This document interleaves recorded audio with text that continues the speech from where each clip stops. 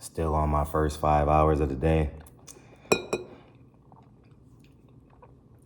Go to www.silentherofilms.com. Make sure you guys go check it out. Today is my grandfather's birthday. I might say that in every video today. It's amazing that people aren't judged on their character and integrity, their merit, their honesty. They're judged on, in today's society, who's the most popular. And case in point, I would still be in the media. I would still have access to credentials, had I just been a good boy, had I just ignored the glaring faults in boxing, the lies they do tell. And I chose to stand on truth. And every time I got the information, I gave it to the people. But it's funny how Canelo going to PBC curates people's character. Yeah, I remember about 6 weeks ago, or let's just say a month before Canelo signed the PBC, Leonard Ellerbe was out here saying, remember Floyd, I made him look like nothing. Leonard Ellerbe quoted him, the tweets that I did see. I appreciate the handful of y'all that be tweeting me in the DMs, man. Please keep sending them to me. Like, I'm telling you, please. All right, because I'll be honest, I don't even think to go on Twitter on a daily basis. So I want to say thank you guys for keeping me up to date on like Leonard Ellerbe, and then Leonard Ellerbe giving Boxing Ego permission to tweet. It's like Leonard Ellerbe adopted Boxing Ego. You know what I'm saying? And keep on sending me those tweets, man, because I don't watch his videos much any longer. You know what I mean? I stand on truth, and they stand on the side of being accepted. You know, Canelo would never fight a prime black fighter. He would never fight a guy his size. Remember all these conversations? Do y'all remember? I'm asking.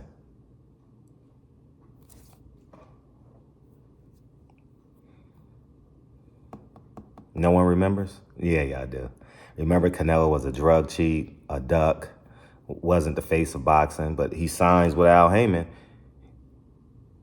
He's the face of boxing. He's not a duck. And he's fighting a prime black fighter that's 2 weight classes below him. Oh, my gosh. The integrity, man. I remember about it.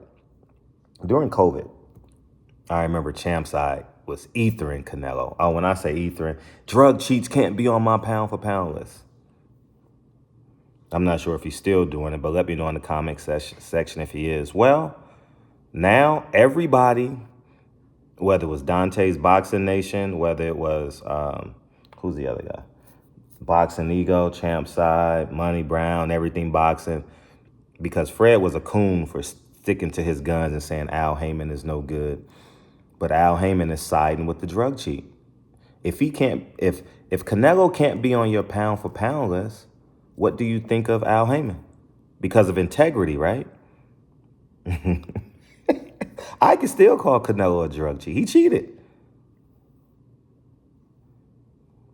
Simple. When your integrity don't change. That's why I'm not in boxing because I'm not qualified. I'm the best at this. No one is better than me. No one. No one. You can act like it. You can be louder.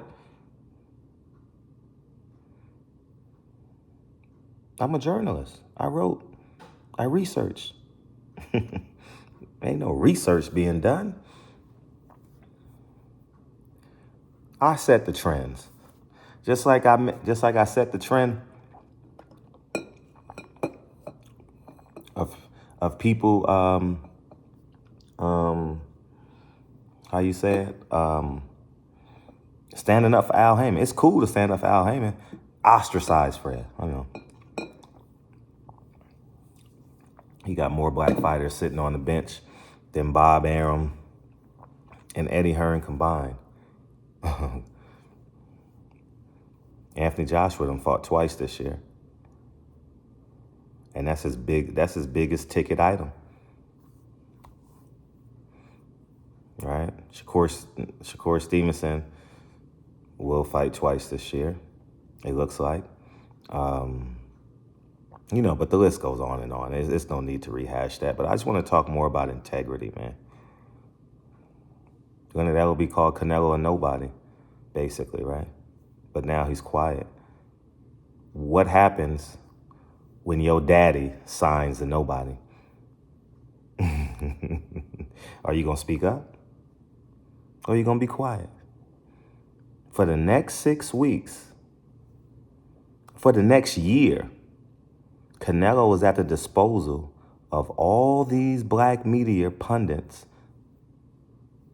who disapproves and devalued and disrespected Canelo. Now you can ask him about his drug cheating, why he never fought Andrade, why he never fought Jamal Charles, because like I said, he never fought an elite black fighter. Why did it take so long to make the Charlo fight?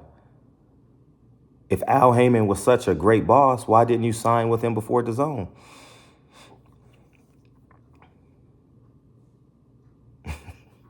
This is too easy, man. This is too easy. This is why I stand alone. And the funny thing is, truth be told, they came after me. They're protecting Al Heyman over a guy who actually helped most of those media members. I actually personally helped them, but they choosing a man. Here's the character and integrity component. They're choosing someone they've never met. They're choosing someone they've never spoken to. And whereas I'm a man that extended an olive branch, but that tells you about integrity, about fame, about popularity. I didn't choose it. I chose to stand as a man and be great, standing alone. That's why the media outlets will fizz out. The fighters will fade away. And you always see people bouncing around from job to job, trying to find a job, not creating their own. Whereas I'm standing here. Well, I'm sitting now, but I'm still here. How am I still here being relevant with no credentials? There must be something compelling about the truth. So now, Terrence Crawford said Al Heyman told him, take it or leave it. Bob Arum offered him 6%. And then Errol Spence had to come in and save the fight by giving him, he said, more than what he asked for, whatever the case. But the fact remains, Al Heyman told him, take it or leave it, right? Bob offers 6%. And the only way the fight got made was in 2019. Go check the videos. Maybe 2018. I told Terrence Crawford and Errol Spence, y'all need to talk and make the fight because Bob Arum and Al Heyman didn't want the fight. Go check my videos, man. Somebody disprove me. Go watch all those videos. The titles are there. It's not hard to find. Prove me wrong. Errol Spence called into the show in 2019, 2020, one of them years. And I said, why don't y'all make the fight? He said, I don't know how. I said, how about you hire me? I'll make the fight for you. It's easy. It's not hard making fights. No. We get the seed money, and that's all we need. And social media and personal contacts changes everything. You see, Showtime didn't have a promotional budget for this.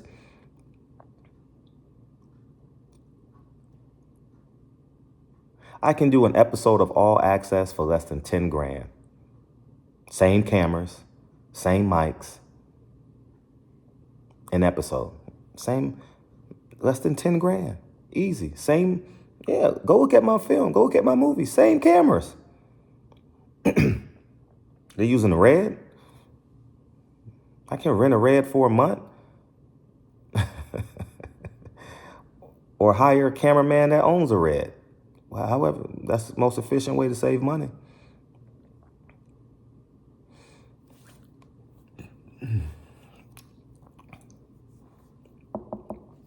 So the point I'm making is there's so many glaring contradictions. Al Heyman says take it or leave it. If Bob Arum would have said take it or leave it, it would have made big news. If Eddie Hearn would say take it or leave it, it would make big news. That's why I told you being pro-black online is fake. It's not real. And in 2018, I realized that. And I told the people. And that's fine. But I'm here to tell you, being honest, staying true, pays off. Y'all have physically witnessed my ascension. Look at my ascension versus other YouTubers' ascension. Do they own a home? Do they have a family? Do they have kids? That's what it's about. That's ultimately what it's about. Yes, I have an ego. Yes, I'm arrogant. I have to have self-belief. I don't leave my house asking for help. I don't leave my house begging for a fighter's approval. I don't need no approval from another fighter at all. 0%. I'm going to tell the truth and let it stand.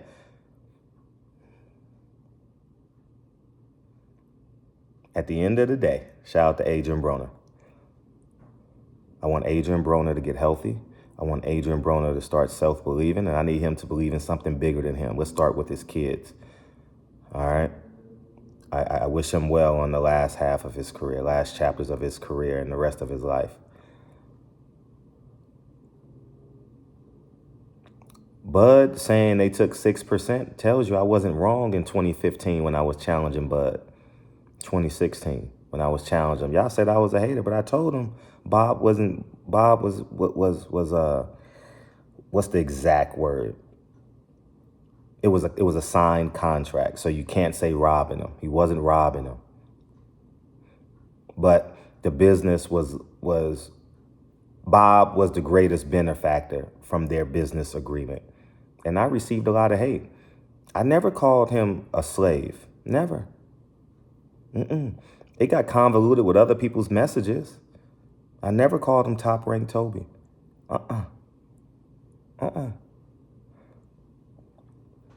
I may have said a slave contract, but that was more so Dillian White, you know, because I used his Eddie Hearn's dad quote against him. I told the truth. And now Terrence Crawford is in an EYL interview, and he sounds just like me, word for word. So who's more impactful? Me. Y'all can have the views. I don't want the views. I know how to get views. I could have got 500,000 views interviewing Bob Arum the Sunday after Errol Spence Terrence Crawford fight. I'm the best interviewer in boxing. No one's better. Not one person. I'm the GOAT. Everybody knows it.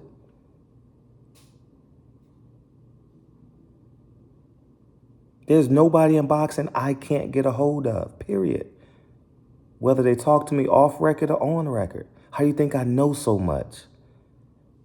And matter of fact, I'm so powerful right now, I get more people. Well, let me digress. Because it's slowed down this year, because I've slowed down in boxing. But up until December of last year, let's say January of this year, man, listen, dog, man, millionaires, powerful men calling me, hey, Fred, here's what's going down.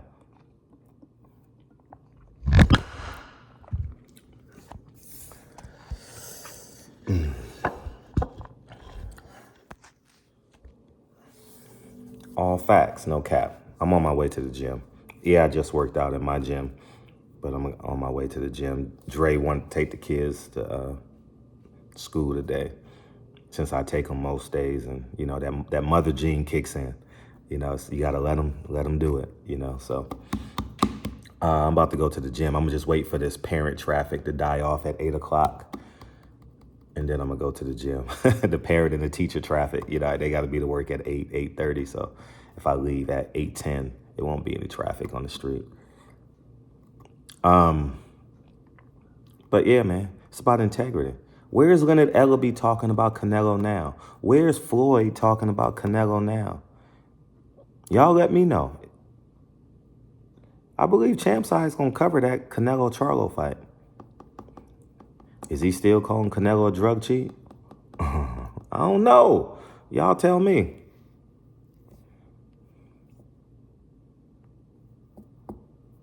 The fact that he's pulling up a fighter from 2 weight classes below and no one's saying anything, y'all calling this a competitive. Your first thought is it's a competitive fight because you can't go against the PBC brand. You can't say Charlo was in over his head. You can't say Charlo's a huge underdog. Y'all can't say that, huh? I know. That's what separates me from y'all. And it's so normal now that, you know, y'all just accept it. But I'm going to tell you, it pays to have integrity, man. Long haul, it pays. I've won. I'm winning. I will win. Forever win. I will never have a GoFundMe. Never. On behalf to benefit me and my bloodline. I may do a GoFundMe for an event or for a cause or one day, I don't know. But integrity. Who's your favorite black fighter on PBC? Let me ask the second question. When was the last time he fought twice in 1 year? Who's your favorite black fighter on PBC? And when was the last time he fought twice in 1 year?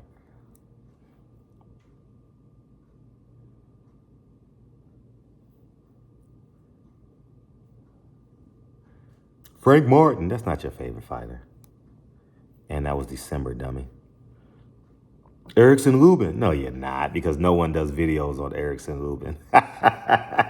He's not popular like that.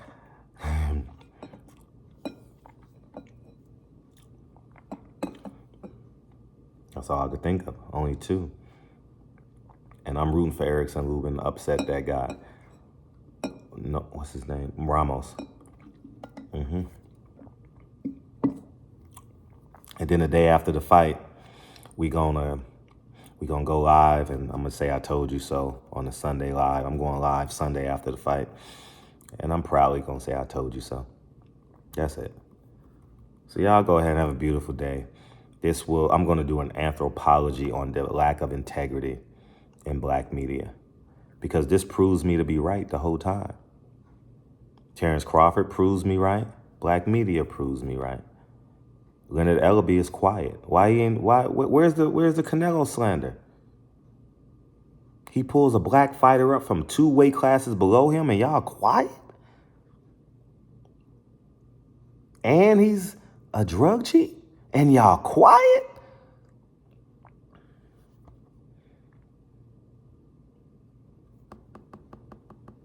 Wow. Y'all have a great day, man.